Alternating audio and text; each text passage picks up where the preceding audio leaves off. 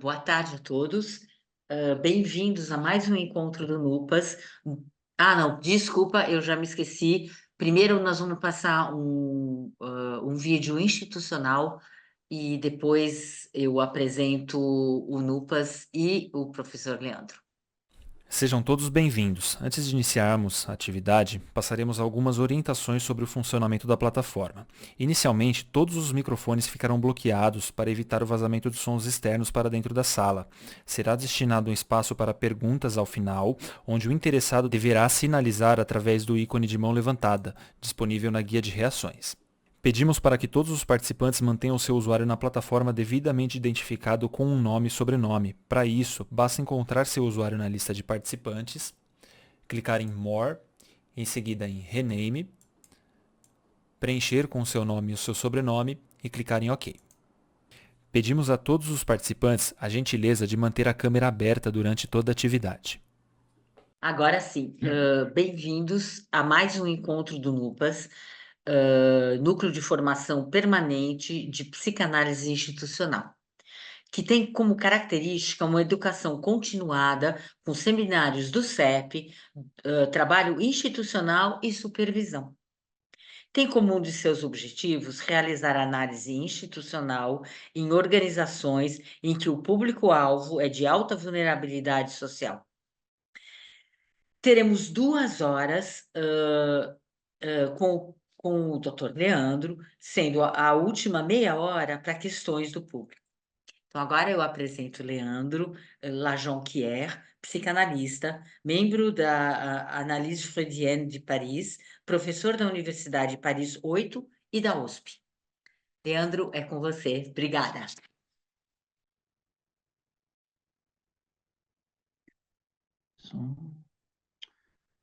Olá, está me ouvindo? O som tá aberto? Ótimo. Sim. Bom, obrigado, Ani. Bom, tenham todos uma boa tarde. Então, antes de mais nada, eu gostaria de pedir desculpa.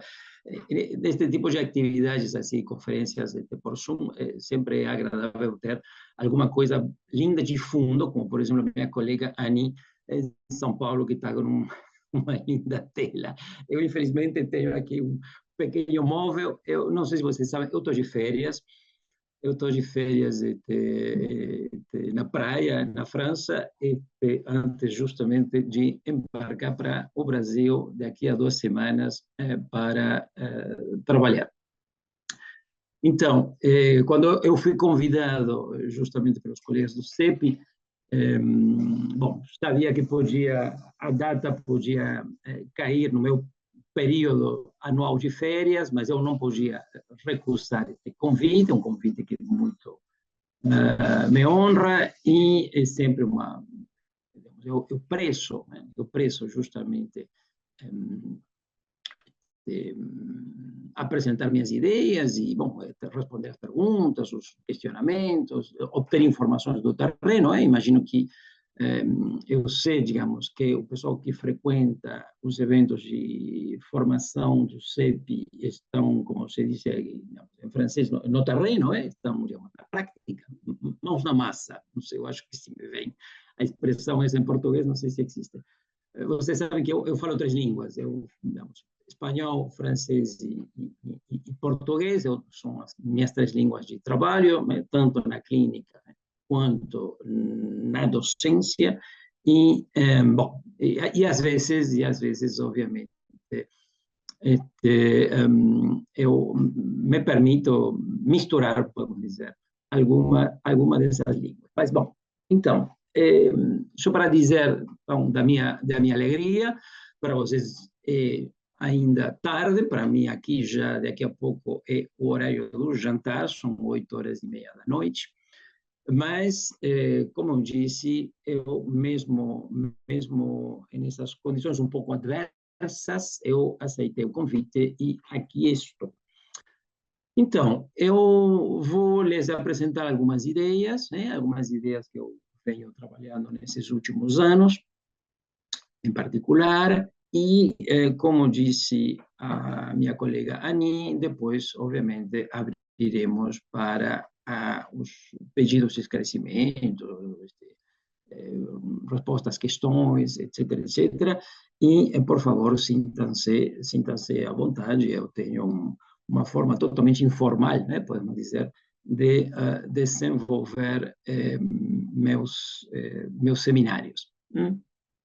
Bom, então, eu suponho que a primeira ideia que deve ter aparecido no horizonte quando vocês leram o título, né, da fala de hoje, num contexto atual, né, no contexto atual, sim, a gente pode dizer particularmente na América Latina, a situação da chamada medicalização da infância ou medicalização da educação. Na Europa é um pouco diferente. Bom, a Europa é um termo genérico, eu não posso falar de todos os países europeus, eu posso sim dizer como que as coisas acontecem na França. Aliás, eu tive a oportunidade de coordenar justamente um projeto binacional chamado CAPES-COFECUBE, entre uma equipe de colegas brasileiros da Federal de Santa Catarina, em Florianópolis. São colegas que vêm da área da sociologia da saúde, e a equipe que eu coordeno aqui em Paris, e justamente, digamos, esse projeto foi um projeto cujo eixo de discussão era o chamado processo de medicalização da infância ou da educação. Bom, então, podemos dizer que um pouco na esteira dessa reflexão que eu desenvolvi com os colegas, com colegas sumamente diversos, tinha sociólogos da saúde, tinha historiadores da medicina, em particular, e da psiquiatria, que são alguns meus colegas aqui na Universidade de Paris 8, e, obviamente, colegas psicanalistas, inclusive colegas psicanalistas que têm trabalho institucional com crianças. Então, esse projeto nos permitiu, podemos dizer, esclarecer algumas semelhanças, mas também algumas diferenças entre como a questão da medicalização se apresenta hoje no Brasil e se apresenta na França. Mas não é de agora, não é de agora. Eu acho que é uma questão que, aliás, eu estava em Buenos Aires, esteve em Buenos Aires 3 semanas atrás, se não me engano, 3 semanas atrás, dando justamente um seminário no Departamento de Filosofia da Universidade de Buenos Aires, onde tem uma equipe de filósofos que se interessam aos trabalhos psicanalíticos no campo educativo. E justamente abordamos questões que têm a ver com a chamada metodologia de pesquisa. E o que eu dizia para eles que o que nós temos que tomar cuidado é essa questão comparativa um pouco selvagem, que é do tipo pensar que em algum lugar tem um modelo a ser seguido. Nós sabemos que isso no Brasil é bastante... no caso francês é um pouco diferente, porque vocês sabem que os franceses são bastante chauvinistas, mas então é diferente, é muito difícil encontrar um exemplo alheio. Mas no campo educativo, no campo escolar, vocês sabem que tem um PISA, e então a questão da avaliação dos rendimentos dos sistemas escolares.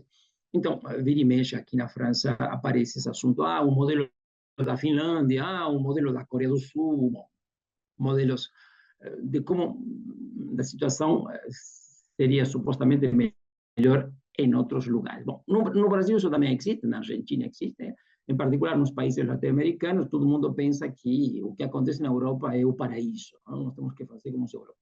Então, o que eu gostaria de deixar claro desde o início,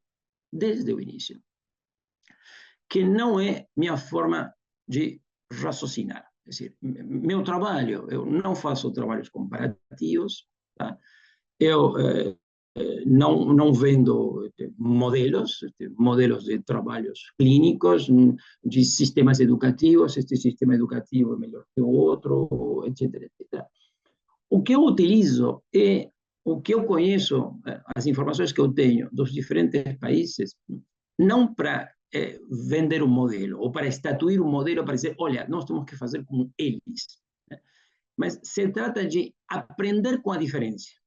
Há diferenças, e essas diferenças não caem do céu. Essas diferenças são diferenças que se constroem na história, e se constroem, obviamente, de como essa história ressoa no tempo presente, onde tem uma série de ideias, né? Uma série de ideias que vingam, né? Ou seja, que circulam, né? Que as pessoas as aceitam como ideias pertinentes. Né? Então, essas ideias dizem de como é que cada sociedade se as arranja na educação e, em particular, se as arranja com as crianças. As crianças, esses seres pequenos que nos interpelam, esses seres pequenos que nos interpelam, e aí é justamente dessa interpelação que eu digo, há um ponto comum a todas as sociedades humanas. Podemos dizer que nós, os adultos, disso nada queremos saber. É dizer, nós temos um problema, né, com essa interpelação, né, que as crianças, de uma certa forma, nos jogam na cara. Não estou dizendo isso que a criança nos joga na cara abertamente. A criança que diz, não, não quero comer, não quero fazer isto, ou quero fazer tal coisa, e que nós achamos que a criança está querendo fazer de alto risco, etc, etc. Então, me estou me referindo, né, não a essa questão, podemos dizer, que é a ponta do iceberg, a ponta fenomênica que nós vemos. Né? Estou dizendo que todo laço educativo, toda experiência educativa, quer dizer, todo laço entre um adulto e uma criança, se estrutura em torno de um ponto recalcado. Né? Esse ponto recalcado retorna, esse desejo recalcado retorna, e esse retorno nos interpela. E é justamente disso que nós nada queremos saber. Vejamos bem, eu sei que todos vocês frequentam o CEP, obviamente que há momentos e momentos da formação, podemos dizer, do estudo, né, da psicologia, da psicanálise e, em particular, da metapsicologia freudiana. Eu também fui jovem e assisti a vezes aulas e seminários nos quais eu entendia pouca coisa. Tá? Bom, o tempo passou. Então, eu vou apresentar uma série de ideias para um público heterogêneo. Vocês, obviamente, estão convidados para me pedirem esclarecimentos suplementares. Talvez pode ser que eu diga certas coisas que a maioria do pessoal acha que já são conhecidas. Bom, então eu vou pedir desculpas se às vezes, digamos, eu digo coisas que são um pouco óbvias. Bom, então, talvez o que eu vou dizer agora seja óbvio. Eu dizia, os adultos nós nada queremos saber disso que retorna na experiência educativa com a criança. Isso que retorna se chama o desejo. E essa ideia, obviamente, não é minha, essa ideia é de Sigmund Freud.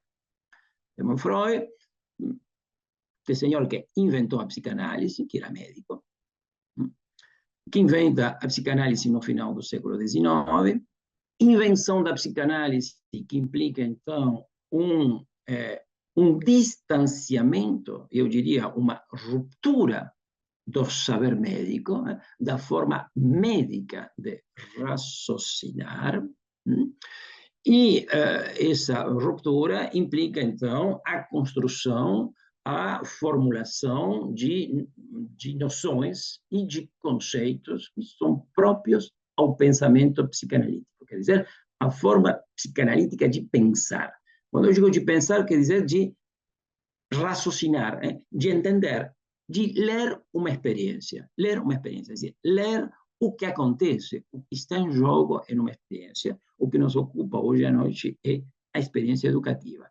Quer dizer, a experiência da vida cotidiana junto com as crianças, seja em casa, seja nessas instituições formais que se generalizaram hoje em dia, chamada escola. Diria que em todos os países existem escolas, existem dispositivos escolares até na selva amazônica. Né? Se vejamos bem, hoje a escola, né, diferentemente de 150 anos atrás, tem uma presença planetária. Obviamente que estas escolas são instituições sumamente singulares, mas podemos dizer que todas elas têm alguma coisa em comum com que façam com que nós digamos, trata-se de uma escola e não de um time de futebol ou de um supermercado, etc, etc.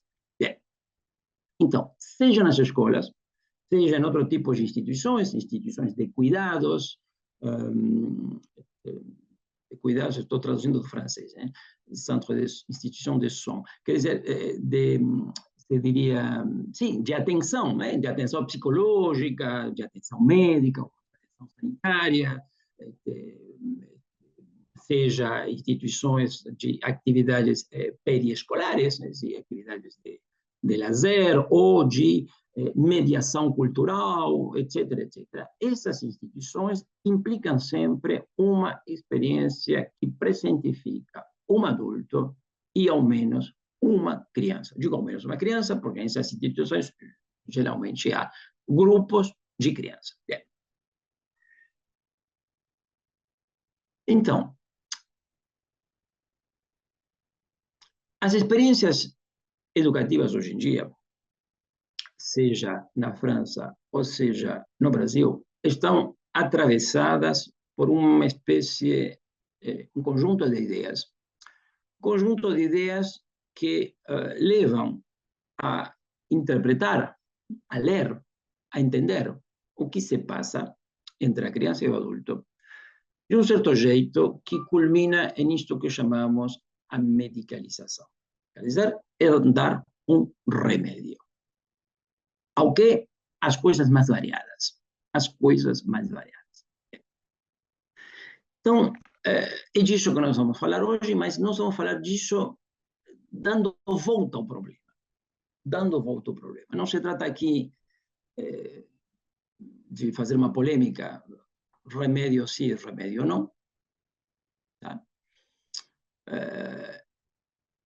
Trata-se, primeiro porque eu parto do pressuposto, pelo menos para mim, se eu estou doente, obviamente eu pergunto para o médico, posso tomar alguma coisa? Bom, então, quer dizer que quando você está doente, você pode tomar remédio, você pode não tomar remédio, você sabe que tem uma série de práticas de cura que não necessariamente são medicamentosas, que obviamente servem para certos quadros,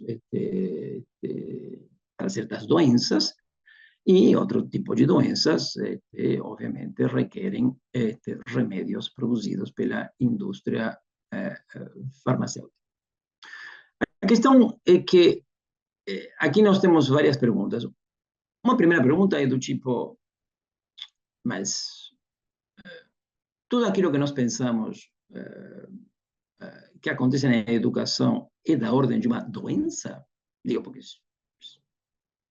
se fosse uma doença, pode ser que tenha remédios. Né? Tem doenças que não têm remédios. Tem doenças que têm remédios e os remédios, às vezes, não são eficazes. Eu li muitos anos atrás, eu não vou lembrar o nome deste colega, acho que era um senhor mais ou menos da mesma idade, né? Portanto, deve ser ainda um professor titular na ativa. Professor titular da Faculdade de Farmacologia, do Departamento de Farmacologia, perdão, da Faculdade de Ciências Médicas da USP. E este senhor tinha dado uma longa entrevista à revista da FAPESP, não sei se vocês já leram a revista da FAPESP. Numa época, a FAPESP encaminhava mais ou menos indiscriminadamente a revista praticamente para todo mundo, e, bueno, na época que eu aproveitava sempre para dar uma olhada, e às vezes eu lia coisas sumamente interessantes. Então, por exemplo, esta entrevista a este senhor, professor titular do Departamento de Farmacologia, onde ele disse mais ou menos o seguinte: olha, podemos dizer que estatisticamente a metade dos remédios surtem efeitos. Eu, quando vi isso, falei, como a metade, 50% surte efeito e outros 50% que nada, não, nada. Então, tem que ler, digamos, é assustador, não? Eu acho que a Ani ficou assustada com um comentário que eu fiz. Pois é, nós tomamos o remédio pensando que esse remédio vai surtir o efeito esperado, o que este senhor disse, não, 50%. Claro, é uma questão estadística. Ele não sabe, que ele diz o seguinte, de antemão, a gente não sabe. Quando nós aprovamos um medicamento, diferentes países que têm regras, né, para aprovar um medicamento, e depende, você sabe que sempre se fala dos Estados Unidos, né, aprovar um medicamento nos Estados Unidos é somente complicado, na Europa também, no Brasil tem suas regras, na Argentina também, etc. E a vezes tem polêmicas, né, certos medicamentos que são aprovados em certos países e em outros países ainda são proibidos, etc. Este senhor disse, quando nós aprovamos um medicamento porque nós temos uma alta certeza de que esse medicamento não mata. Mas a certeza de que o medicamento cura nós não temos. Essa certeza é estadisticamente dos 50%. Por quê? Primeiro porque quando você está doente, a questão da doença de um organismo vivo é uma situação sumamente complexa, onde tem uma série de parâmetros alterados. Nós estamos dando um medicamento, nós damos um outro medicamento, você sabe, fica doente, toma 4, 5, 6 medicamentos, ok? Bom, nós não sabemos a intersecção entre um medicamento e o outro. Isso é totalmente incomensurável, isso sai fora da medida. O que também está fora da medida, porque o medicamento foi padronizado a partir de uma população determinada. Depois, o resto é inferência estadística. Nós não sabemos como esse medicamento que está validado estadisticamente vai agir no seu organismo, e mais ainda, no estado da sua doença. Portanto, em princípio, quando você vai numa farmácia e vê todos esses medicamentos, você diz, oba, com isto estou salvo? Não, só 50%. Só 50%. Conclusão desta entrevista. Nós temos que ser humildes com os medicamentos. Ou seja, essa é a primeira questão. Pensar que você toma um medicamento e você virou a página da sua vida, isso não passa de um sonho. Por que estou dizendo isso? Porque, vejamos bem, nós constatamos hoje em dia que assim que pinta um chamado problema, e vamos dizer isto, chamado problema entre aspas, vamos ver depois de que se trata. Assim que alguém diz, oba, esta criança tem um problema, e alguém dá um medicamento, a primeira coisa que se instala na cabeça de todos os adultos, oba, já temos a solução. Convenhamos que este médico está dizendo, olha, vocês não têm a solução, só tem 50% da solução. E o que significa 50%? Você pode achar que é muito. Não, é só 50%, é a metade. Você não sabe de que lado vai cair. Tá? Então, essa era a primeira questão, vamos dizer, a primeira chamada, né, de humildade, se diz humildade em português, não? De humildade. Né? Ou seja, temos que ser humildes nesta questão. E não é o que nós vemos. Não é o que nós vemos hoje em dia, onde todo mundo fica sossegado, rapidamente sossegado, quando tem, em São Paulo, como se diz, uma criança laudada e medicada. Laudado e medicado, para mim, não significa absolutamente nada depois de ter lido a entrevista desse senhor, que não é um psicanalista, porque se fosse um psicanalista, eu diria, pois é, um charlatão, que nem eu. Não, é um professor titular da cadeira de farmacologia. Tá? Nós, psicanalistas, eu em particular não sou médico, sou psicólogo clínico, portanto, de medicamentos sei pouco e nada, e obviamente não tenho nenhum tipo de autoridade legal para prescrever absolutamente nada. Por isso, eu gosto de ler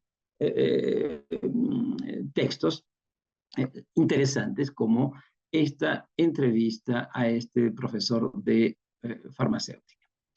A segunda questão que cabe aqui se perguntar, se quando de doença se trata, um medicamento só é efetivo 50%, o que acontece quando não se trata de doença alguma? E é aí que nós vamos entrar. Eu creio que praticamente a totalidade das questões das quais nós reclamamos hoje em dia na educação não são do registro de uma doença. Não são. Se você me disse, tudo bem, a criança não enxerga as letras da louça, porque é miope. Bom, miopia ou astigmatismo. A miopia ou astigmatismo é uma doença que se conserta com óculos. Né? Quando tinha 10 anos não enxergava o que estava na louça. Naquela época não se levava as crianças pequenas ao oftalmologista. Minha filha, 3 anos de idade, e batata, ela era miope, não enxergava, mas nem a 2 metros. Bom, então, no meu caso, foi demorado. Eu tive que ter muita dor de cabeça, né, por conta do astigmatismo, até que em algum momento o pediatra disse, quem sabe a gente manda no oftalmologista. Me levaram ao oftalmologista e aí um garoto não enxerga nada. Bem, ok? Mas não estamos falando disso. Né? Nós estamos falando, né, hoje em dia, de que toda criança que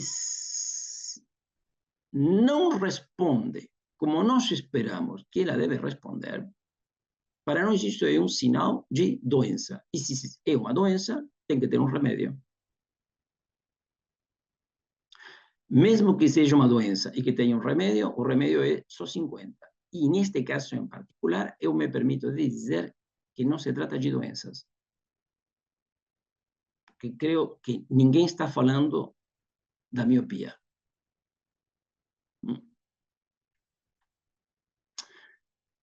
Ninguém está falando da miopia, ninguém está falando se falta metade do cérebro. Ninguém está falando se você tem uma paralisia cerebral de nascimento. Acho que ninguém está falando de uma trissomia 21. Todas essas coisas, que inclusive até a noção de doença deveria ser revista. Até isso deveria ser revista. Vejamos ver, até os médicos questionam isso hoje em dia. Mas não é disso que nós estamos falando. Nós estamos falando que hoje em dia, quando você pergunta numa escola, qualquer escola, pouco importa se é pública, particular, se de São Paulo, Rio de Janeiro, o que for, bom, o que o pessoal vai dizer, independentemente do diploma da pessoa que fale, seja a professora, o diretor, o psicólogo, o professor de educação física ou a merendeira, todo mundo vai dizer que tem um monte de criança laudada e quem não é laudado deveria ser. Então, é uma espécie de convicção que se instalou na cabeça das pessoas. E que o interessante é que as pessoas insistem nessa convicção, mesmo quando, por exemplo, uma criança em particular é levada ao médico, a um segundo, a um terceiro, especialista número 1, especialista número 2, especialista número 3, e mais ou menos todo mundo diz, olha, não encontramos nada. Mas deve ter. É interessante, não? É interessante. Então, não encontramos nada, não vimos, não botamos o dedo, não conseguimos separar, não conseguimos medir, não conseguimos identificar de uma ou de outra forma. Mas nós supomos que tem a haver alguma coisa aí que está doente, que está estragada e que, portanto, merece muito bem uma dose de medicamento. Esta ideia totalmente estapafúrdia se instalou praticamente hoje em dia em todos os países, como eu dizia. E que essa ideia estapafúrdia se instalou depende de uma série de elementos. Uma série de elementos como, por exemplo, vou citar uma questão que eu na França recebo todos os anos, eu tenho muitos doutorandos brasileiros, né, que vêm um regime de cotutela, então fazem a tese em Rio de Janeiro, São Paulo, Porto Alegre, bom, mas eles têm uma cotutela, portanto eles vêm um ano na França, sou eu o orientador por aqui, depois a tese vai ser defendida no Brasil, com uma nacional, e esse doutorando vai pegar 2 diplomas. Não é o que muitas pessoas faziam numa época que o chamado bolsa sanduíche da CAPES, não? Implica, obviamente, vir, ficar e, obviamente, ter não apenas um orientador, sino ter 2 orientadores. O que é sumamente interessante, porque isso permite justamente fazer trabalhar a diferença. Yeah.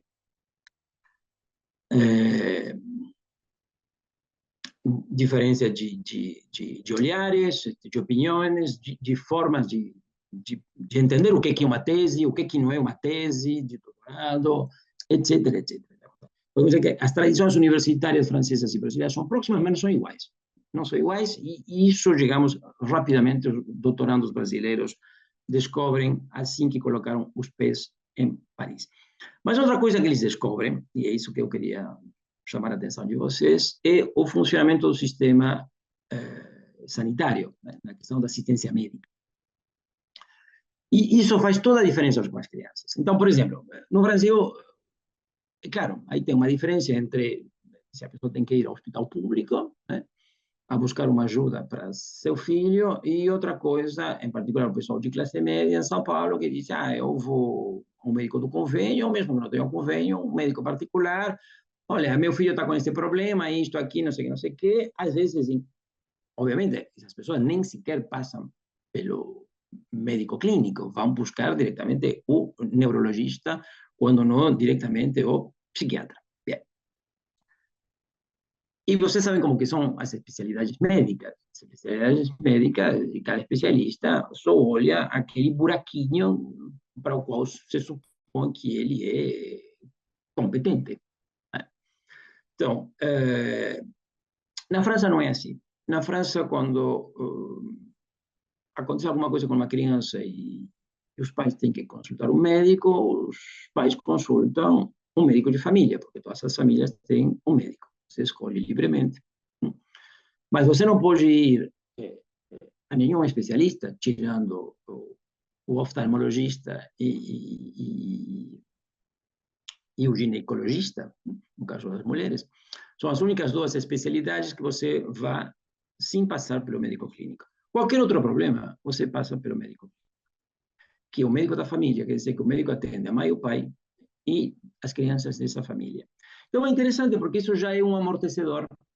Isso já é um amortecedor, nessa questão de que você chega com a criança diretamente ao psiquiatra ou ao neurologista. O neurologista está convicto de que se a criança confunde que 2 mais 2 são 4, e a criança diz que 2 mais 2 são 5, então, e esse neurologista está convicto de que para isso tem um remédio, pimba, a criança sai de lá já medicalizada e com um laudo que justifica porque a criança diz que 2 mais 2 são 5 e não 4. Ok? Então, só para dizer que as formas de funcionar, a chamada medicalização da educação e da infância, se cocina de formas diferentes. Se cocina de formas diferentes, embora ela tenha uma presença planetária, sim. Na França, as crianças também são medicalizadas à toa, numa proporção menor ao Brasil. Entre outras tantas coisas, por esse pequeno elemento, tá?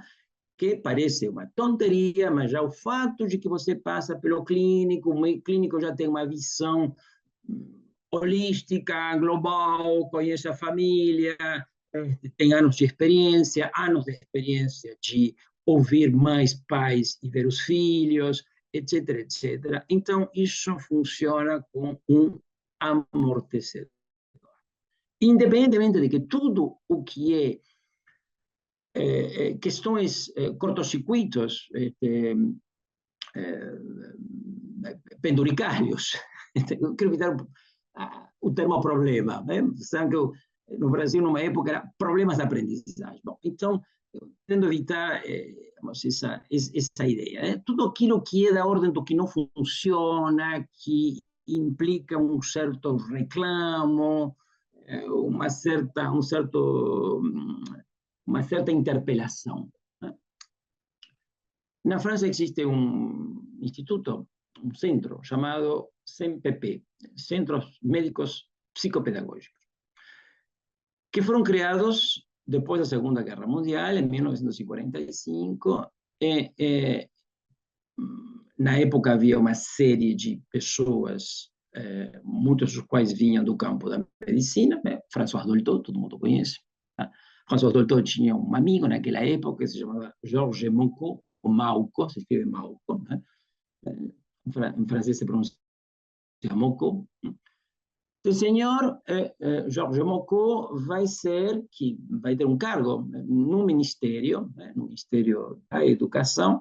Naquela oportunidade, a guerra tinha acabado em 44, nós estamos em 45, o país tinha que ser reconstruído na sua totalidade, e ele vai propor ao governo a abertura destes centros que vão reunir médicos, que vão reunir psicopedagogos. Naquela oportunidade se falava de psicopedagogos, estamos falando em 45, 1945, é muito antes de que eu nascesse em 60. Okay? Se falava de psicólogos, se falava de psicólogos escolares, psicopedagogos, psicólogos clínicos, médicos. Esse pessoal vai se juntar em torno dos CMPP. Isso existe até o dia de hoje. Quer dizer que toda criança que dá motivos, a situação escolar dá motivos a uma certa preocupação, essa criança, digamos, frequenta. Primeiro vai ao médico clínico, e o médico clínico não deriva para o psiquiatra, nem um neurologista, deriva para o CMPP. E no CMPP, obviamente, tem uma visão, podemos dizer, pluridisciplinar, onde, aliás, prima, tem muitos psicanalistas, e quando eu digo psicólogos clínicos, esses psicólogos clínicos, ainda hoje, embora, digamos, a presença da psicanálise na França hoje não seja nos anos 50, nos anos 50, nos anos 60, há um certo declínio da presença da psicanálise em vários lugares, em particular na França, na universidade acontece exatamente igual. Isso não quer dizer que é um deserto absoluto, tem psicanalistas na universidade, já estou eu, e muitos outros, e nos CMPP ainda tem psicanalistas que recebem as crianças. Então, vejamos bem, esse é um outro elemento importante para mostrar a diferença no que tange à medicalização da educação e da infância, do tempo da infância. Mas vejamos bem, eu não quero ocupar o seminário de hoje para contar este tipo de anedotas, que são interessantes. Tá? Minha intenção é chamar a atenção de vocês justamente para qual é esse conjunto de ideias, conjunto de pressupostos, que implicam esse flagelo atual, que é medicar as crianças quando elas, de fato, não estão doentes. E esse conjunto de ideias fabrica ou vê doenças onde não tem doenças. E é aí que entra a psicanálise. Então, vejamos bem, esse é vamos dizer, a ideia central que eu pretendo desenvolver para vocês. E daí o título, A Educação Não Tem Remédio. Porque a questão que se trata é justamente de subvertir na base esta suposição de que os avatares, as vicissitudes, aquilo que acontece nas experiências educativas e que nos surpreendem, que nos interpelam, que nos desagradam, que nos colocam em situações, podemos dizer, outra palavra em português, de desnorteamento. E se não existe, pode chegar a existir. Perder o norte.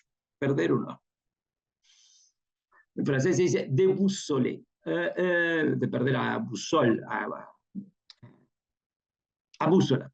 Minha esposa, que está me ouvindo, me está soplando a palavra em português, a bússola. Então,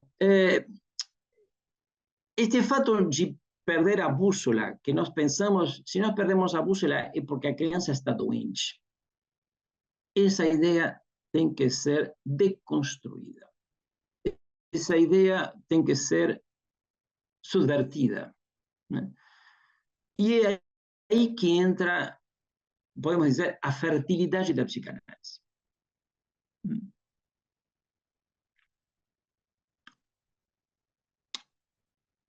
Claro está, existe alguma coisa que se chama a psicanálise com crianças. A psicanálise com crianças é quase tão velha como a psicanálise com adultos, né? É quase tão velha, não diria exatamente igual. As crianças entraram na experiência analítica um pouco tempo depois, que as primeiras histéricas, né? Vocês sabem que o primeiro caso clínico de crianças é o chamado o caso do pequeno Heinz, né? Do Joãozinho, um garoto que tinha fobias a cavalo, aos cavalos, né? Logo, nós vamos ter este binômio, Anna Freud e Melanie Klein, como as duas senhoras vão abrir duas maneiras diferentes de pensar e de propor a psicanálise com crianças. Estamos falando de praticamente um século, né? Se passaram um século. Se passou um século já. Bem. Então, a psicanálise com crianças existe até o dia de hoje.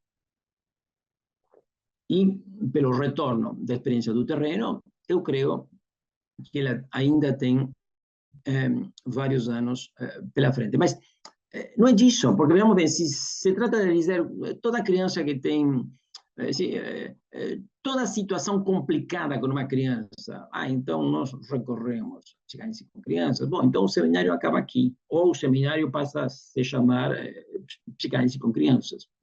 Não é isso que eu proponho para vocês esta noite. O que eu proponho para vocês esta noite é entender por que a educação não tem remédio. Não tem remédio. E a ideia de que a educação não tem remédio implica dizer que nós, adultos, temos uma insistência, eu diria neurótica, a pensar que tem remédio.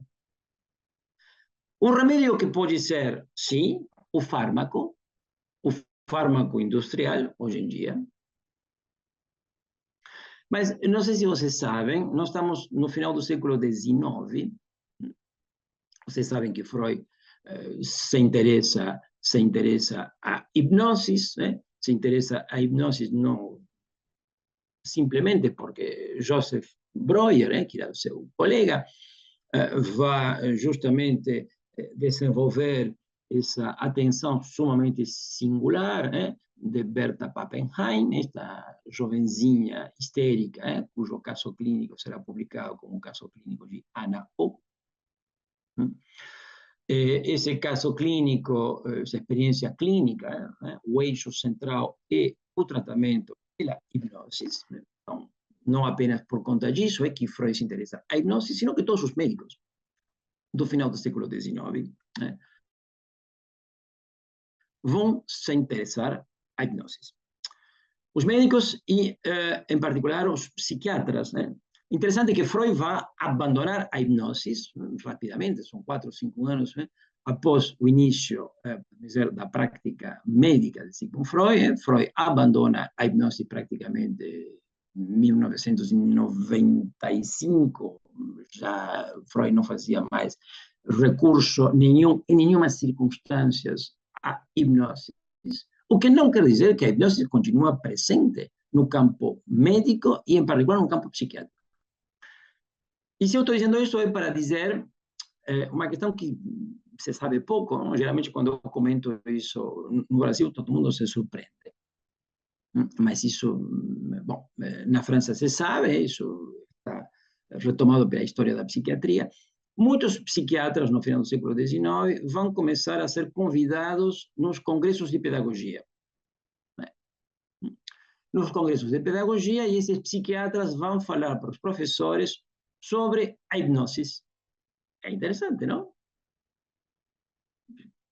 Para que hipnotizar crianças? Bom, tudo isso, obviamente, hoje em dia não passa de uma tonteria, mas se a anedota é interessante, é mostrar que nós, os adultos, hoje, mais de um século depois, ainda pensamos que tem alguma coisa errada na experiência educativa que deve ser remediada.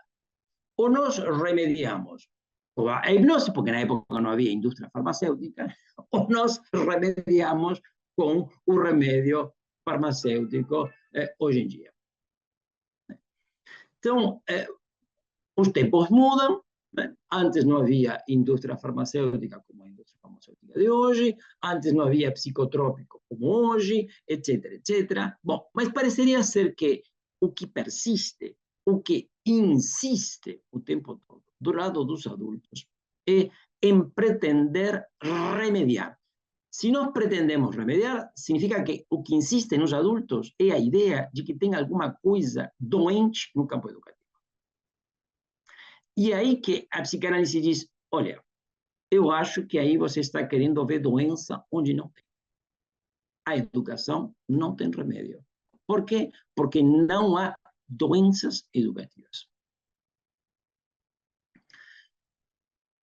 Para isso nós temos que retomar um termo que eu usei no início da minha locução, hoje, que é o termo desejo.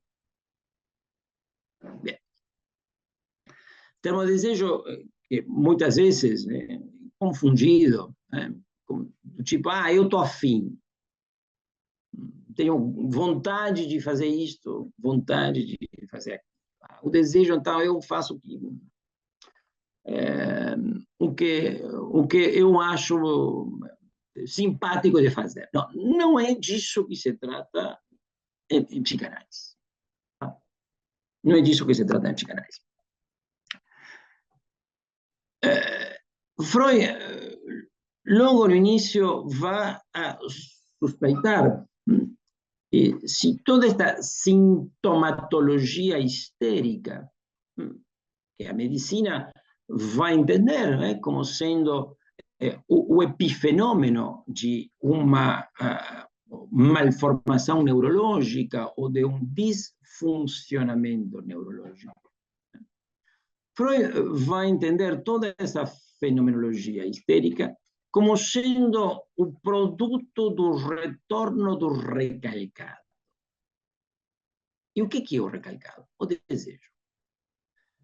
O retorno do recalcado, o desejo. Quer dizer que é de alguma coisa que não se quer saber. O desejo é disso do que não se quer saber. O desejo diz da nossa divisão. O desejo é uma incógnita. Então, vejamos bem, não se trata, eu estou a fim de fazer tal coisa. Se eu estou a fim de fazer tal coisa, não há nenhuma incógnita. Não é o desejo é uma incógnita. É a incógnita que me divide, é a incógnita que me habita na minha relação comigo mesmo e com os outros.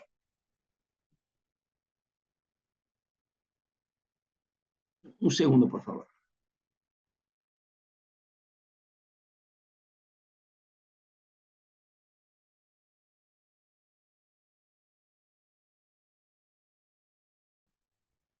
Desculpe, estava com um problema técnico aqui em casa.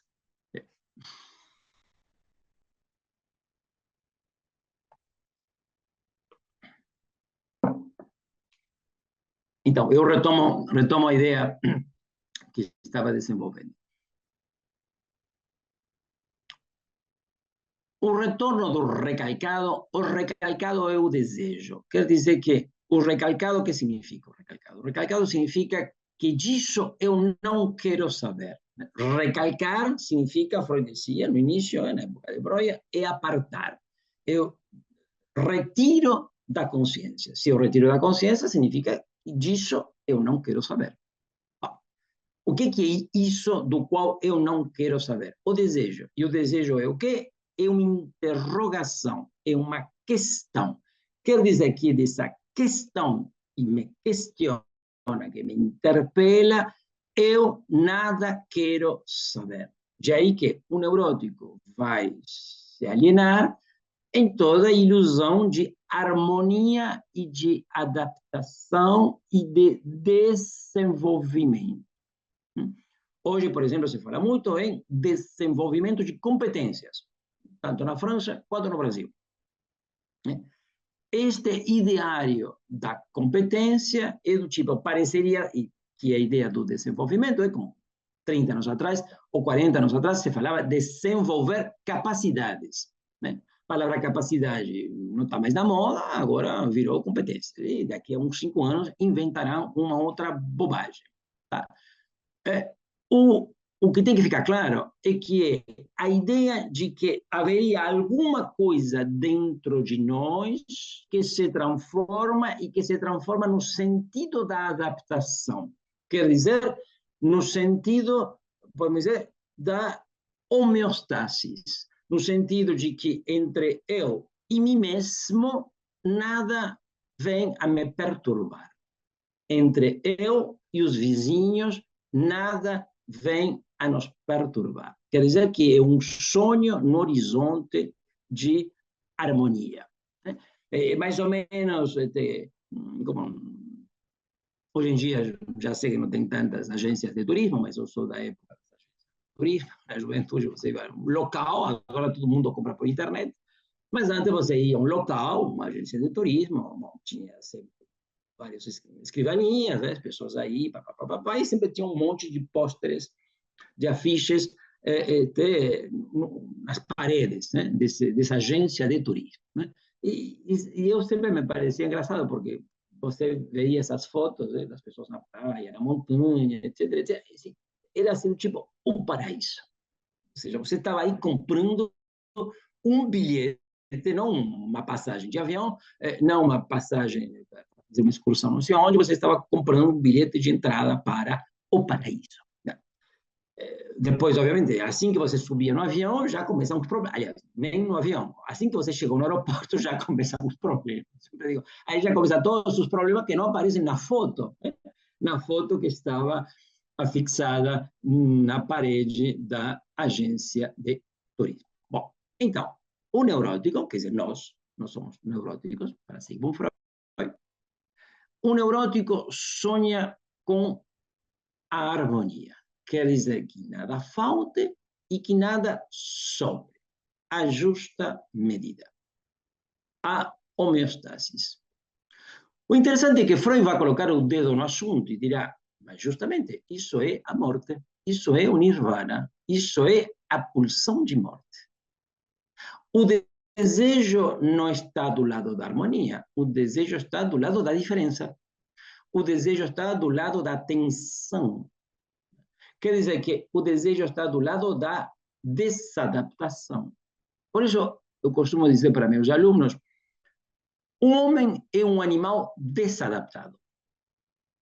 E ele é desadaptado de entrada. Quer dizer que o homem é um animal que não pode ser animal. O homem é um animal que pode ser bruto, ele pode ser embrutecido, ele pode ser um animal bruto. Mas não pode ser um animal perfeito. Um homem é um animal desnaturado. Um homem é um animal que perdeu os parâmetros de vida animais. É por isso que Freud vai propor o conceito de pulsão, aí onde os etólogos e os biólogos utilizam o conceito de instinto. A pulsão não é um instinto humano, não, é o contrário do instinto. O instinto é justamente, implica um padrão de comportamento fixo, implica um objeto de satisfação fixo, o conceito de pulsão implica justamente nós fazermos a ideia de que não há nenhum padrão, não há objeto fixo. Quer dizer que o conceito de pulsão implica pensar que o aparelho psíquico humano está animado por uma diferença fundamental. Essa diferença é o que Freud chama o desejo. Portanto, o aparelho psíquico nunca, digamos, não se pode utilizar o parâmetro da adaptação e o desenvolvimento para o registro do psíquico humano. O desenvolvimento e a adaptação não passam de uma miragem. E isso que estou dizendo é contundente. Por quê? Porque no campo educativo, mas todo mundo fala de adaptação e todo mundo fala de desenvolvimento. São duas palavrinhas que deveriam ser proibidas. Eu sempre disse, se algum dia eu venho abrir uma escola em São Paulo, vou fazer uma entrevista. Assim que o candidato ao emprego pronunciou a palavra adaptação ou desenvolvimento, esse não contratou. Por quê? Porque são duas palavrinhas. E se você tem na cabeça essas duas palavrinhas, você não pensa. Você não pensa. Ou você pensa o que acontece no campo das crianças, como se as crianças fossem animais. Nós temos que tentar, e é um exercício intelectual, é um desafio, nós temos que tentar pensar o que se passa nas experiências educativas. Pensar se uma criança está sofrendo ou não psiquicamente, sem utilizar, sem recorrermos aos termos adaptação e desenvolvimento. Obviamente, se nós trabalhamos com pressupostos psicanalíticos. Se você me diz, não, mas eu trabalho com psicologia neocognitivista, não sei das quantas. Ah, se eu trabalho com Watson, eu trabalho com Skinner, bom, não trabalho nenhum, eu não tenho nada contra. A sorte de vivemos em sociedades democráticas, cada um pode trabalhar com os critérios que acha convenientes. Tá? Mas, se nós pretendemos recorrer de alguma ou outra forma ao vocabulário psicanalítico, a forma psicanalítica de pensar o que está em jogo na educação, nós temos que banir do vocabulário esses dois termos. Adaptação e desenvolvimento. Então, dizia, o homem é um animal desnaturado. E por que ele é desnaturado? Porque ele perdeu a natureza. Interessante, tem gente hoje que diz, não, mas nós temos que educar as crianças naturalmente. Ou seja, do tipo como que se a criança fosse um ser natural e essa natureza deveria permanecer. Né? Por quê? Porque se ela desaparece rapidamente, né? Por conta da cultura, por conta da educação, né? Nós podemos trazer traumas, prejuízos para a criança. Minha ideia é que a natureza não existe. A natureza humana é um sonho, é uma ilusão. De entrada, assim que a criança chegou à vida, ela é um ser animal desnaturado. Por quê? Porque a vida de todo ser humano se processa no interior do campo da palavra e da linguagem. Nós somos os únicos seres viventes que falamos. Eu não estou dizendo que comunicamos. As formigas comunicam, os cachorrinhos comunicam, os golfinhos comunicam, as baleias comunicam, etc, etc. Uma coisa é comunicar e outra coisa é bater papo. Aliás, nós passamos mais tempo batendo papo que comunicando.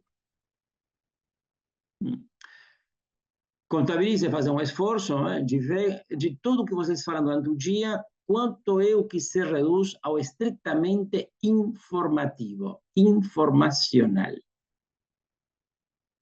É o mínimo. O resto nós ficamos batendo papo, como se diz em português. Ou, como se diz em português também, jogando conversa fora. É interessante, não?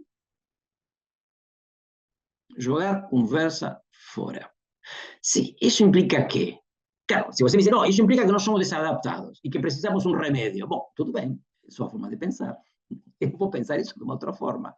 Eu vou pensar que se nós somos animais tomados nesta insistência de bater papo e jogar conversa fora, é porque tem uma relação intrínseca a palavra, que não é justamente um registro da comunicação animal. Não. Eu costumo de lembrar as pesquisas de um etólogo alemão do início do século XX. Este senhor vai começar a ser chamado von Fritz. Este senhor von Fritz vai se interessar ao comportamento das abelhas e à comunicação das abelhas. Então, ao ponto tal, a história, como já falecido, como sendo um grande pesquisador, que vai, assim como Champollion vai destrinchar o mistério dos hieroglíficos, esse senhor vai destrinchar o mistério da comunicação das abelhas. E vai merecer o Prêmio Nobel de Medicina, ou o Prêmio Nobel de Fisiologia, nos anos 70, por praticamente 30, 40 anos de pesquisa dedicada à comunicação entre as abelhas. Então, as abelhas, o senhor dirá, transmitem informação combinando dois movimentos, fazendo um 8 na vertical, uma dança na vertical com forma de 8, e na horizontal um círculo. Então, tem uma abelhinha que descobriu um jardim sumamente interessante por conta do pólen. Essa abelhinha volta para a colmeia, vai fazer uma série de movimentos, a dança, e vai transmitir informações sumamente precisas de quanto é que as abelhas que estão na colmeia, que não viram o que ela viu, quanto que elas têm que voar e com quantos graus respeito da luz solar. A abelhinha que descobriu o jardim fica na colmeia, junto com as outras. E as outras que ficaram vendo, decodificando a dança da colmeia, da abelha que descobriu, vão justamente sair, voar para coletar o pólen. Mas o interessante não acaba aqui na observação de von Fritz. A observação de von Fritz diz: as abelhas que ficam na colmeia não ficam falando, todas trabalham. As únicas vezes que as abelhinhas comunicam, comunicam informações precisas que têm a ver justamente com a sobrevida ligada à produção do alimento.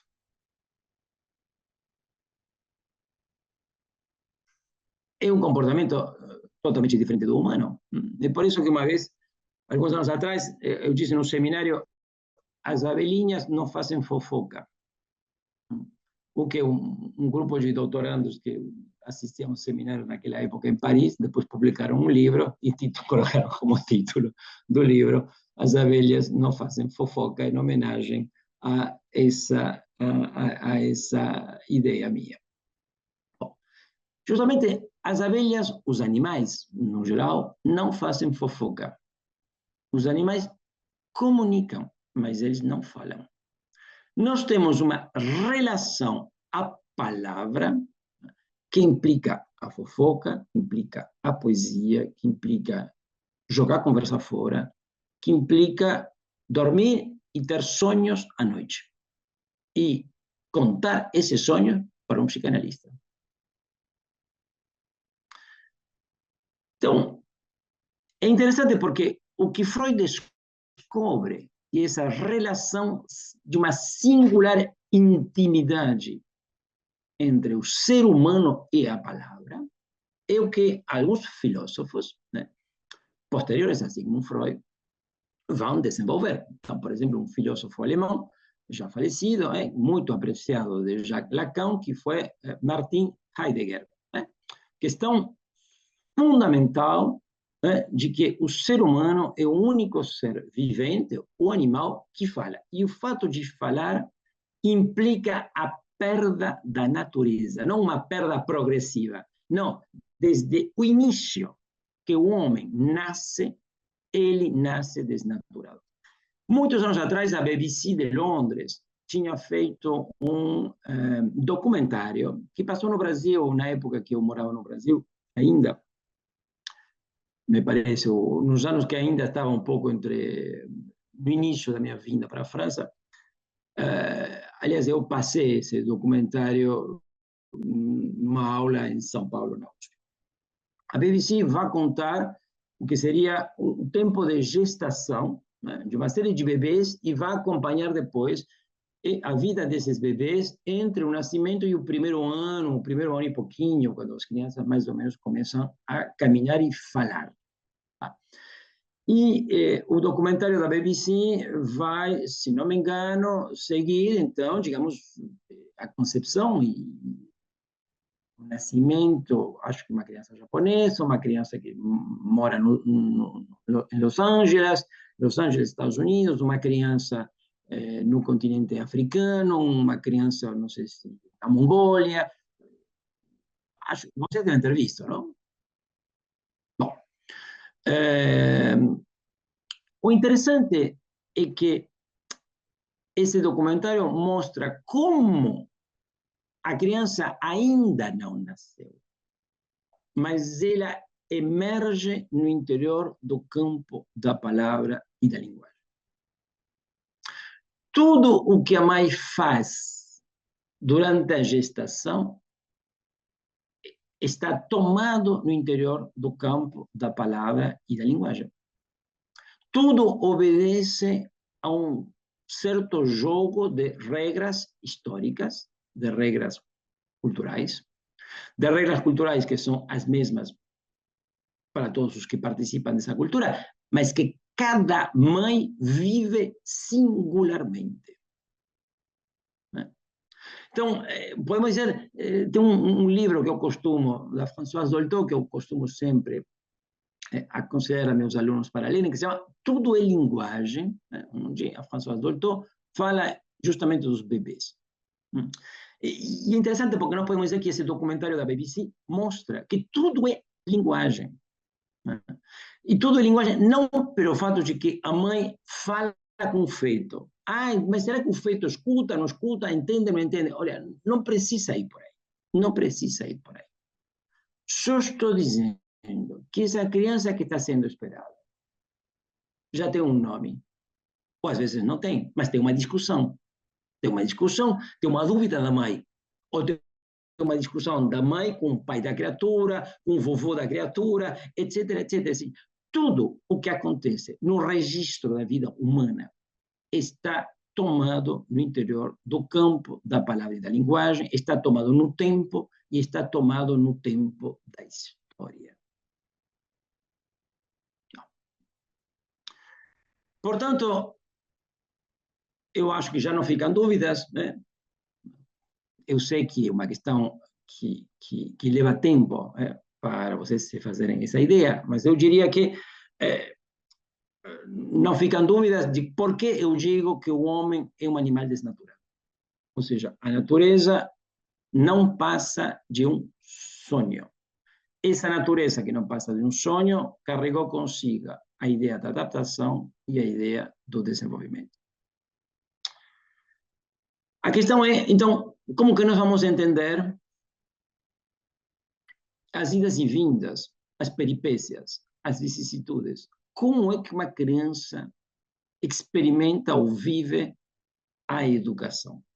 Quer dizer, o laço ao adulto.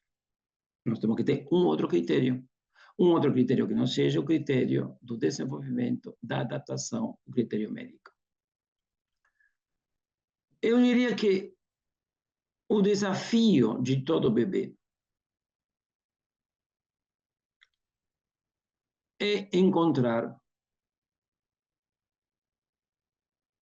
um lugar de sujeito numa história que está em curso.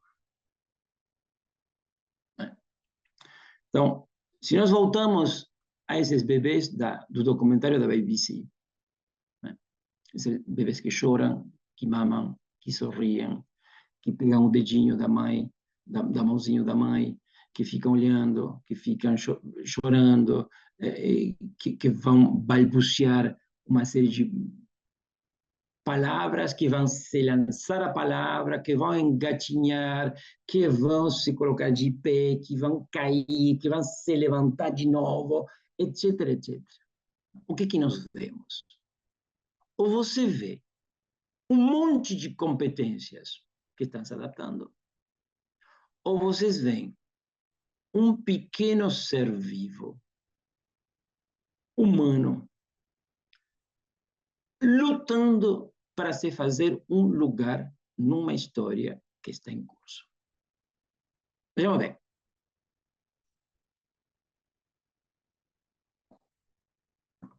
A mãe e o pai disse: te chamarás Pedrinho.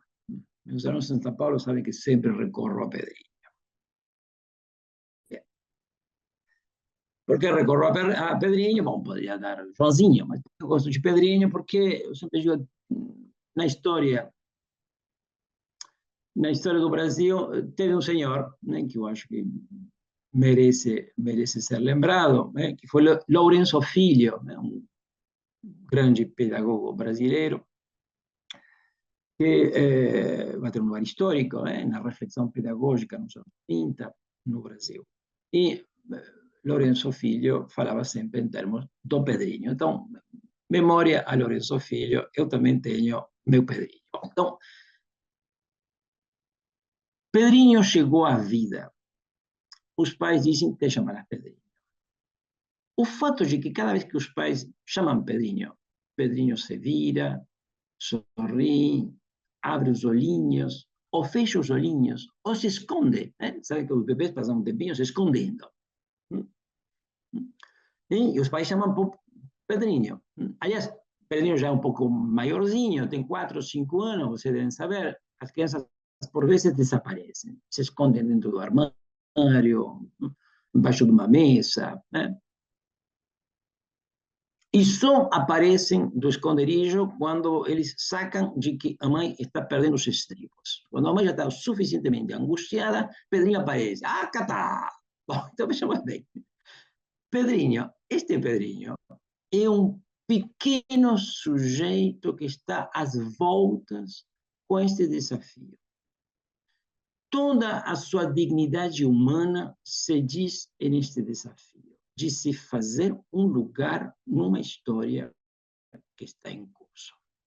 Essa história que está em curso começou antes da chegada dele à vida. Esta história que está em curso remete à história dos pais, à história dos vovôs, à história do país, da cultura, da tribo, onde nasceu, etc, etc, etc. E nesta história que está em curso, que ainda não terminou, esta história que vai ultrapassar Pedrinho adulto, que virou Pedro, que virou velho, que faleceu, etc, etc. O desafio de toda criança é se fazer um lugar de sujeito numa história que está em curso. Vejamos bem, se fazer um lugar de sujeito, eu diria de sujeito de desejo. Também posso dizer de sujeito de palavra. Pedrinho pode falar português, pode falar francês, pode ser bilíngue, pode ser trilingüe, depende da família, depende da história. Pedrinho pode falar a língua de sinais brasileiras, que aliás é diferente da língua de sinais francesa. Mas interessante, pouco importa qual é a língua, Pedrinho se lança a falar no interior de uma língua. E essa língua é um elemento príncipe desta história que está em curso. Não há história fora da língua. A língua brasileira, ou a língua portuguesa, como a língua francesa, né? Ou como a língua francesa do Quebec. As línguas levam as marcas da história de um povo que vive no interior dessa língua. Portanto, Pedrinho, você faz um lugar de sujeito do desejo, de sujeito de palavra no interior de uma história que está em curso. Só se pode ser sujeito do desejo de palavra no interior de uma língua. E para que a gente se faz um lugar de sujeito no interior de uma língua? A gente se faz um lugar de sujeito no interior de uma língua para poder dizer aos outros a que a gente veio, a vida. Nós podemos falar de muitas coisas. Tá? O fio da meada, como se diz em português, o fio, o filigrana, né, que amarra tudo que nós dizemos, deixamos de dizer, silenciamos, sonhamos, escrevemos, apagamos, etc. Tá? Tudo o que nós dizemos tenta dizer a que viemos na vida dos homens.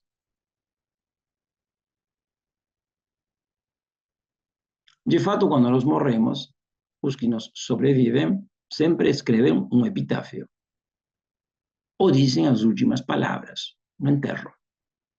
As últimas palavras que supõem vêm a dar sentido à nossa vida. Se os que nos sobrevivem são compelidos a dizer algumas palavras a mais, é porque essas palavras faltam no que nós estávamos a dizer.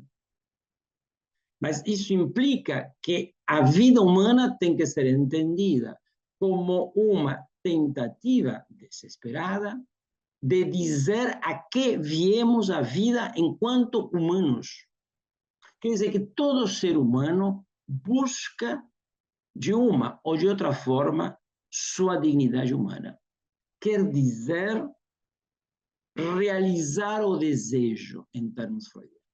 Realizar o desejo não significa satisfazer o desejo. Freud dizia, o sonho é uma realização alucinatória de desejos. Quer dizer que no sonho, o desejo se realiza no sentido de que ele se abre como um abanico, ele se diz. Vocês sabem que o eixo da experiência analítica é diga o que lhe vem à cabeça. Fale. A ideia da psicanálise é que se o sujeito sofre psiquicamente, o sofrimento não é o efeito da química cerebral, o sofrimento psíquico indica que o sujeito está embananado em se dizer como sujeito. Portanto, a experiência analítica é um convite à liberdade de se dizer. Mas, por isso, esse convite se chama o convite da associação livre. A liberdade está aí. Diga o que lhe ocorrer. E nós veremos que tudo isso que ocorre e que pareceria ser que nada tem a ver com nada, isso diz em filigrana da sua tentativa de se dizer como sujeito de palavra, como sujeito do desejo. Isso vale para os adultos, vale para o bebê e vale para uma criança que vai à escola. Portanto, como diria Dolto, tudo é linguagem. Não é tudo cérebro. E Dolto era médica, Dolto era médica. Por isso eu gosto de falar de Dolto, porque eu não sou médica. Então, se sou eu que falo, está dizendo bobagem porque ele não é médico. Não, Dolto. François Dolto, médica. Era médica e médica de hospital. Não. Que, aliás, sua própria tese para se graduar como médica, nos anos 30, é uma tese de psicanálise. É uma tese de psicanálise.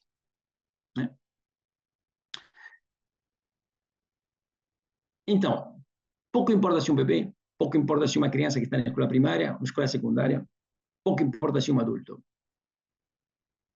O sofrimento psíquico diz de que alguma coisa está embananada, alguma coisa impossibilita ao sujeito poder se dizer enquanto sujeito.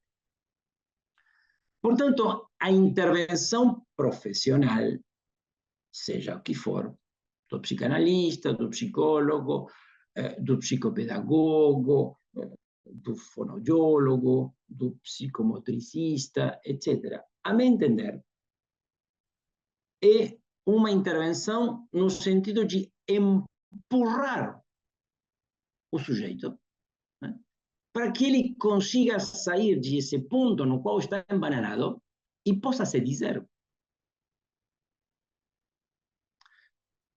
Uma criança que vai mal na escola, não é que ela vai mal porque ela quer ir mal. Ela quer ser grande como todos. Ser grande significa aprender como os outros. Se você não aprende, fica pequeno. Se você não aprende a ler, de uma certa forma, sempre fica pequeno. Você nunca vai poder pegar um ônibus em São Paulo, porque vai ter que perguntar para o que está do lado, qual é o número que está passando aí? Diz que diz Moca ou diz Butantá. Aprender na escola significa ficar grandes. Toda criança quer ficar grande. Se a criança não fica grande, se a criança não aprende, é porque aí tem algum cortocircuito, né, no qual a criança está embananada. Eu não entendo isso como seja um problema cerebral. É claro que se a criança lhe falta a metade do cérebro, esses são outros 500. Mas eu só estou falando dessas crianças que passam de médico em médico, especialista em especialista. Ninguém viu absolutamente nada, mas todo mundo acha que deve ter e que, portanto, que tome o medicamento. Então, a questão é pensar a intervenção do profissional, mas também a intervenção da escola. Porque aqui, o problema é que os profissionais e a escola, todos pensam do mesmo jeito. Todos pensam que a criança está doente. Todos pensam que as questões educativas é o resultado de uma falta de remédio. E eu digo, não procure o remédio, porque educação nenhuma tem remédio. Não tem nada a remediar. Já estou vendo aqui o horário, vou tentar fechar e deixar meia hora para as perguntas e respostas e os comentários. Trata-se, então, na educação, seja nas escolas, seja em casa, de participar junto com a criança numa experiência entre um adulto e uma criança, onde se supõe que a criança quer tirar do adulto as chaves de como é que se faz para virar gente grande. Para esses adultos, nós temos que ensinar coisas. Ensinamos os números, ensinamos a ler, escrever, numa língua, numa segunda língua, podemos ensinar a andar de bicicleta, podemos ensinar a nadar, a pescar, a pintar, a dar água nas plantas, coloquem o que vocês quiserem. Nesse documentário da BBC, os adultos ensinam aquelas crianças pequenas diferentes coisas, a como que se come, o que se come, o que não se come, o que é bom, o que é ruim comer, né? Como que você pega os palitos, como que você pega com os dedos, como que você pega com o garfo, etc, etc. Toda experiência educativa implica que os adultos ensinemos coisas. A criança pega o que nós ensinamos, mas a criança não se conforma com isso. A criança espera muito mais. A criança espera de nós adultos que lhe digamos como é que se faz a ser grande. Mas a questão é que nós não sabemos. Nós ficamos grandes de repente. E mais ainda, numa certa idade, a gente se descobre dizendo, puxa vida, mas como o tempo passou rápido nesses últimos anos. Esse é o indício de que estamos ficando velhos. Então, a criança aponta ao desejo do adulto, ao desejo recalcado. Disso que o adulto não pode saber. Mas o adulto pode dar testemunho de que, com uma certa dignidade, ele vive e toca o desejo. Eu creio que quando nós medicamos as crianças sem nenhum tipo de pudor, além de dar medicamentos quando elas não estão doentes, e não é bom para o estômago, mas ainda nós estamos transmitindo para as crianças que nós não temos nenhum tipo de dignidade com o desejo que nos habita. E aí a criança se angustia em dobro. A criança já estava mal e fica pior quando ela vê que, em certo sentido, os adultos não estão à altura das circunstâncias. Bom, sendo 10 horas para mim, acabo por aqui e passamos, Ani, para as questões. Obrigado pela atenção. Eu vou pegar o privilégio de coordenar essa mesa e te fazer uma pergunta, nenhuma provocação. Mas nós adultos, né, tão frágeis, né, e quando uma criança nos desafia, ela denuncia o nosso narcisismo, né? Ela denuncia todo o desejo materno e paterno e dos educadores de que essa criança seja perfeita, que não dê trabalho e que seja muito melhor que a gente, né? Sem levar em consideração o sujeito que é essa criança que vai dar trabalho, porque o inferno são os outros. E eu fiquei pensando o quanto isso nos leva a pensar no estranho, né, do Freud, né? Essas crianças que são tão próximas e são tão estranhas a nós que protocolamos as coisas, né? E que não queremos trabalho e ver expostos os nossos desejos e os dos outros e respeitados, né? Agora tem a Silvana Figueiredo querendo falar. Tudo bem, então, olha, eu gostaria de comentar, mas tudo bem, Tá bom, vamos ouvir não, a Silvana e depois eu pego as... tá bom.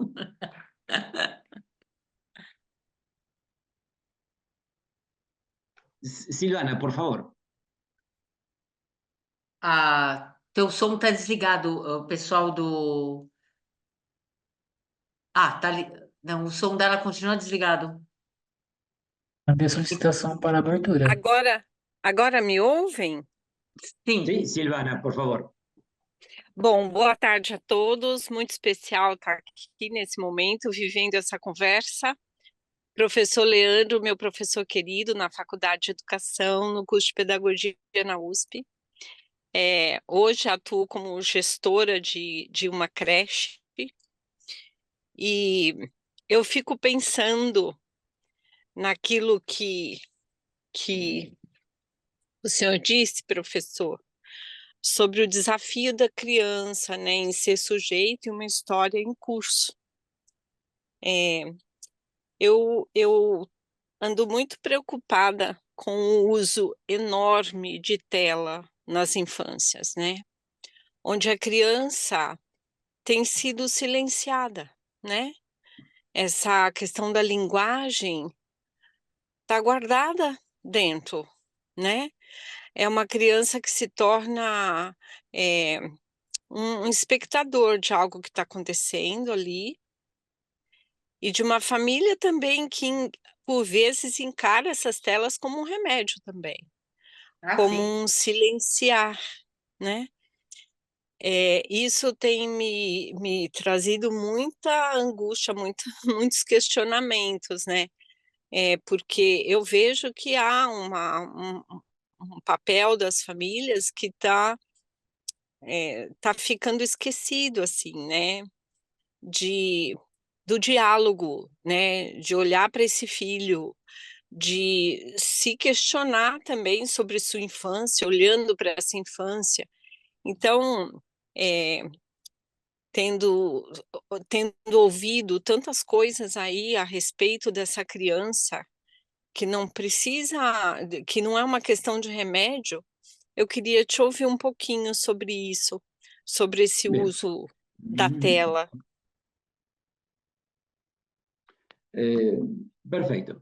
Estou vendo que a Mariana também levantou a mão, então eu vou tentar desenvolver uma questão, digamos, que toque tanto o levantamento feito pela Ani e da Silvana.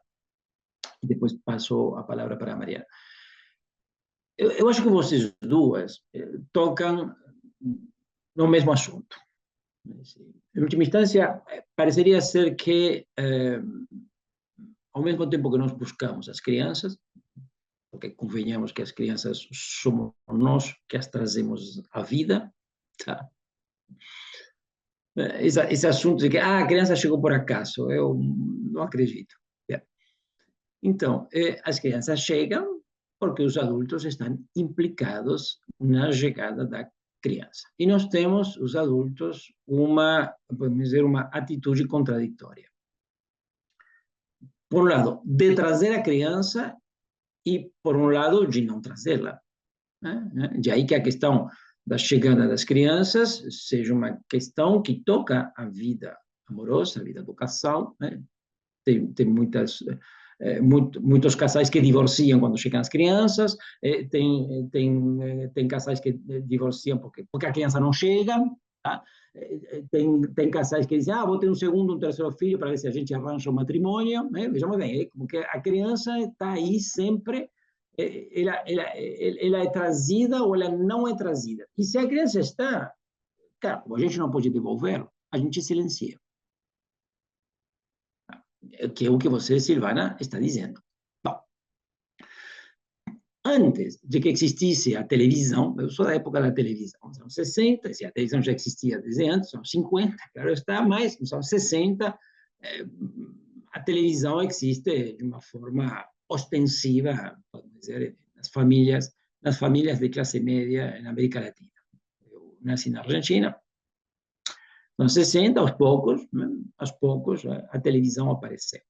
Na minha casa apareceu um pouco tarde. Na minha casa apareceu um pouco tarde porque meu pai era contra a televisão. Então, mas naquela época, antes de que existisse a televisão, quando os pais queriam se desvencilhar das crianças, vai brincar na rua, vai no parque, etc. Então, ao mesmo tempo que as crianças não foram mais na rua, nem no parque, bom, toda a questão da segurança, etc. Bom, os espaços públicos se vivem de uma outra maneira, apareceu a televisão. Bom, depois da televisão veio o computador, a internet e agora, obviamente, um telefone celular que muitos adultos não duvidam 2 instantes em dar a um pequeno bebê. E o bebê fica a fios conectado no celular. O interessante é que, hoje em dia, inclusive, até os próprios, vamos dizer, o próprio campo médico, o próprio campo da psicologia cognitiva, eu estou falando aqui da França. Até agora há pouco, o próprio governo solicitou a uma equipe de expertos, psicólogos cognitivistas, neurologistas, etc., sobre a questão do uso das telas. E o relatório destas pessoas, que não tem nada a ver com a psicanálise, foi contundente. Eles recomendam ao governo dizer para a população que toda criança menor de 3 anos não deve ser exposta às telas.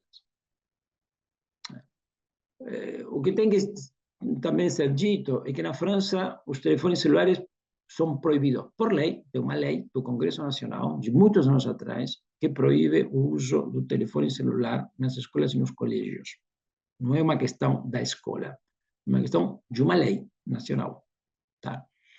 Portanto, nenhuma criança, porque não se brinca, é uma questão legal, nenhuma criança leva um telefone nessa escola. Bom, agora o governo solicitou, nestes últimos anos, justo este relatório que foi emitido.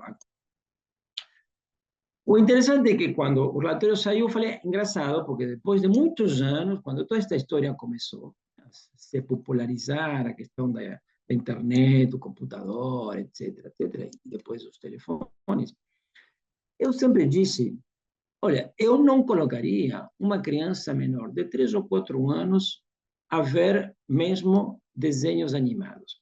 Quando minha filha nasceu, eu ganhei de presente em São Paulo, minha filha nasceu em São Paulo, eu ganhei de presente, assim, como se chama, na festa aí, quando você anuncia, o chá de bebê, uma coisa assim, o chá de bebê, depois o nascimento, alguma coisa assim. Bom, então, na própria USP, então o pessoal te dava uma série de DVDs, na época existia o DVD, não tinha o streaming e companhia, um monte de DVDs pedagógicos. Eu me lembro que peguei tudo isso e joguei no lixo. Por quê? Porque eu tinha uma ideia. Nenhuma criança de menos de 3 ou 4 anos pode ser exposta a essas coisas. Por quê? Muito simples. Uma criança em torno dos 3 ou 4 anos está afirmada no campo da palavra e da linguagem. Antes disso, tem uma posição mais ou menos precária. Então, eu não submeteria uma criança horas a fio, 5, 6, 7 horas durante o dia, numa tela. Ver uma tela não é a mesma coisa que folhear um livrinho. Tá? Bom, o interessante é que o tempo passou e agora uma série de pesquisadores do campo médico e da psicologia cognitiva, por outras razões, mas chegam à mesma conclusão. Antes dos 3 anos, não é bom colocar as crianças em frente das telas. Bem. Então, acho, Silvana, que estou respondendo a tua questão, né? No sentido de que se os adultos insistem em colocar as crianças em frente das telas, é porque não se querem ocupar das crianças. E a questão, a pergunta que cabe aqui, então, para que merda trouxeram as crianças à vida? As crianças dão trabalho. As crianças não apenas custam caras, né? Você tem que trabalhar mais para pagar as contas, etc, etc. Crianças dão trabalho. As crianças dão trabalho porque, independentemente da escola, se a escola é digamos, um turno, 2 turnos, completa, integral, se a criança faz judo, karatê, pônei, o que for. As crianças interpelam os adultos, porque as crianças interrogam o desejo que anima a relação do adulto à criança. É por isso que a criança coloca o dedo na ferida, Ani, e era a questão que você levantava. E ninguém gosta. Né? O dedo na ferida faz mal. Mas isso não, vou dizer, é a oportunidade... Leandro, você congelou e você estava falando da criança que interpela, né? E aí Tá, congelou. bom, então, só para terminar. A criança interpela porque interpela esse ponto escuro do adulto. Quer dizer, o desejo de por que o adulto trouxe a criança. Ou seja, a criança espera do adulto uma resposta que o adulto não pode dar. E isto é o que faz todos os mal-entendidos nas relações dos pais com as crianças. E, obviamente, os professores, em última instância, são herdeiros dos pais. Então, podemos dizer que todo aluno interpela em seu professor.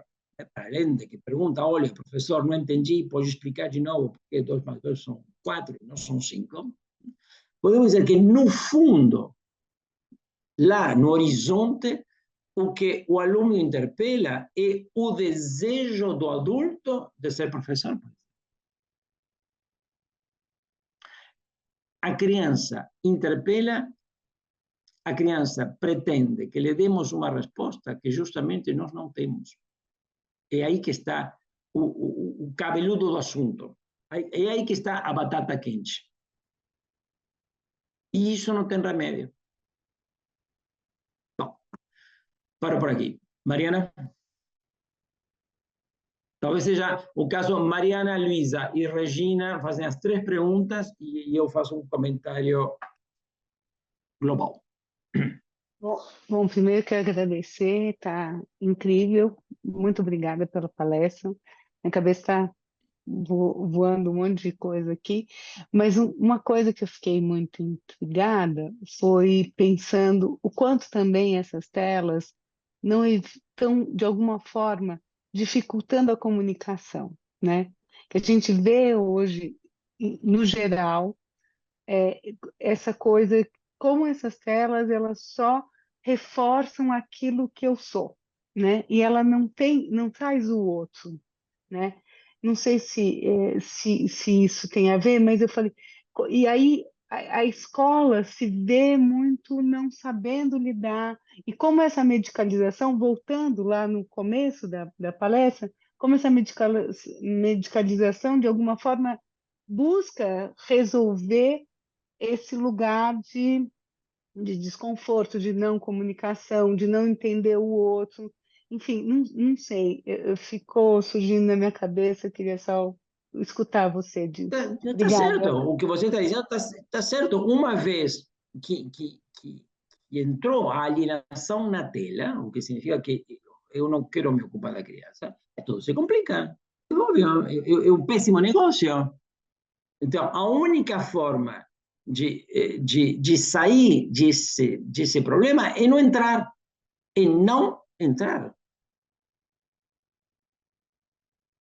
Agora, uma vez que você entrou, é mais ou menos como a droga. Exatamente igual. O aparelho do telefone é como a droga da gente grande. Gente grande, os adolescentes. Uma vez que o pessoal entrou na droga, eles não saem. Uma vez que o pessoal decidiu, alguém decidiu se dedicar a beber, mas não sai da bebida. É dizer, para sair, tudo isso custa um trabalho árduo. Então, olha, eu digo para todo jovem que vai ser pai, não dê um telefone, esqueça dessa porcaria, ok? Você pega seu filho, viva com seu filho 3, 4 anos e depois tudo bem, mas não. Até porque você, esses 3 ou 4 anos, são 3 ou 4 anos que você vai ter para se descobrir pai. Se você já coloca o telefone, você já complicou tudo. E depois você não vai conseguir sair do inferno no qual você se enfiou. Luísa e Regina.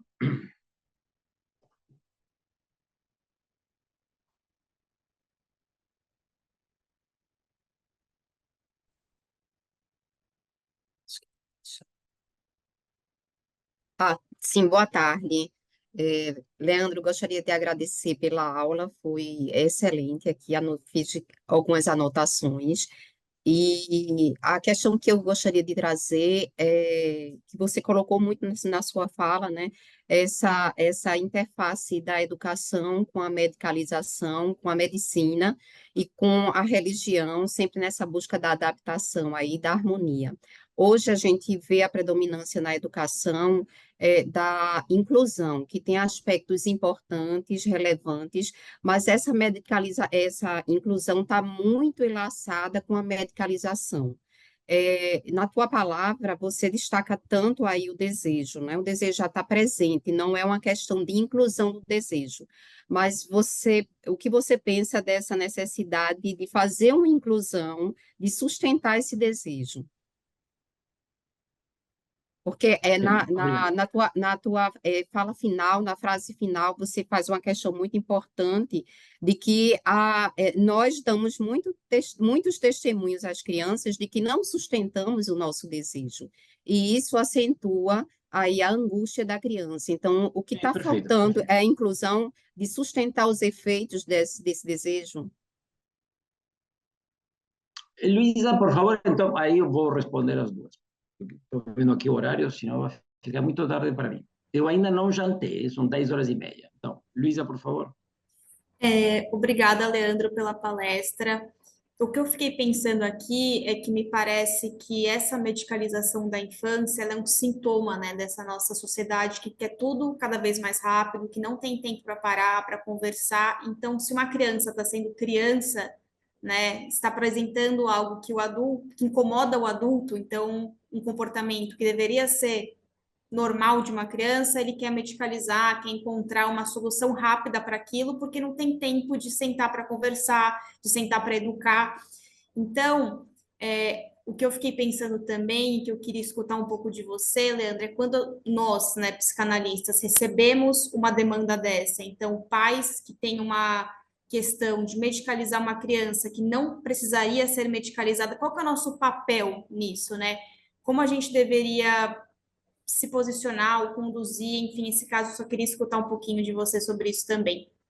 Bom, então, vejam bem, eu só tenho 9 minutos, as duas questões são sumamente amplias e densas, mas eu creio que as duas têm um ponto em comum, que é a questão do lugar do desejo. Então, primeiro, Luísa, eu não diria que a criança quer ser criança, não, você utilizou o termo normal. Olha, não fale mais de desenvolvimento, não fale de adaptação e tampouco fale de normal, ok? Normal não tem nada, ok? Yeah. Então, a questão aqui é que do desejo nós nada queremos saber. E no entanto, nós temos que testemunhar as crianças, né, de nosso desejo. Tá? Quer dizer, de nossa implicação na vida, de que alguma coisa na vida nos anima e nos escapa. E disso com qual nós estamos dando voltas, mas que isso pode parecer um pecado, que isso pode parecer uma doença, que isso pode parecer uma incapacidade, uma falta de competência. Não, isso é o contrário, e justamente é a marca do humano, é a marca da impossibilidade de tudo saber, de ter respostas prontas para tudo, de saber o que vai acontecer amanhã, de saber que se isto acontece que eu estou pretendendo fazer, eu de fato topo ou não topo, aguento ou não aguento tranco, como se diz. Vejamos bem, os adultos hoje em dia não queremos falar com as crianças de como nós fomos quando éramos crianças. Nós não queremos dizer se estamos bem, estamos tristes. Nós queremos vender para as crianças a ilusão de que somos perfeitos. Bom, e como nós não podemos vender o tempo todo a ilusão de que somos perfeitos, então é melhor tirar a criança do campo de visão. Então colocamos ela na tela. Enquanto a criança está na tela, não vê que nós não somos perfeitos. Não vê que o rei está nu. Ou que o gigante tem os pés de barro. Tá? Então, eu volto a insistir nisso, não se trata de uma questão de falta de tempo. É uma questão de não querer ser interpelado pela presença e pela fala da criança. Se você começa a ter muita experiência, faz uma estadística, assim, olho nu. Pouco importa se o pai e a mãe têm 3, 4, 5 empregos. Pode ter 3 empregos e falar com a criança. A pessoa pode não trabalhar, né, viver de renta, e isso não significa que fala com a criança. E esse é que vai te dizer que não tem tempo. Esse assunto da justificativa. Não, a criança quer. A criança quer e não tem o tempo. Vai contar a outro. A criança é tanto, vamos dizer, aquilo que nos interpela e que nos desnorteia, né? Coloca o dedo na ferida, como eu dizia. Mas também a criança é que nos permite ou nos dá a possibilidade de viver, de rejuvenescer. É interessante, não temos que pensar unicamente a relação entre os adultos e as crianças como sendo... A criança é um peso, né? É um peso e eu não tenho tempo. Toda conversa com uma criança é a oportunidade para o adulto de se ver de uma outra forma, de retomar aspectos da sua infância de uma outra forma. Eu costumo dizer que viver com as crianças tem um lado terapêutico.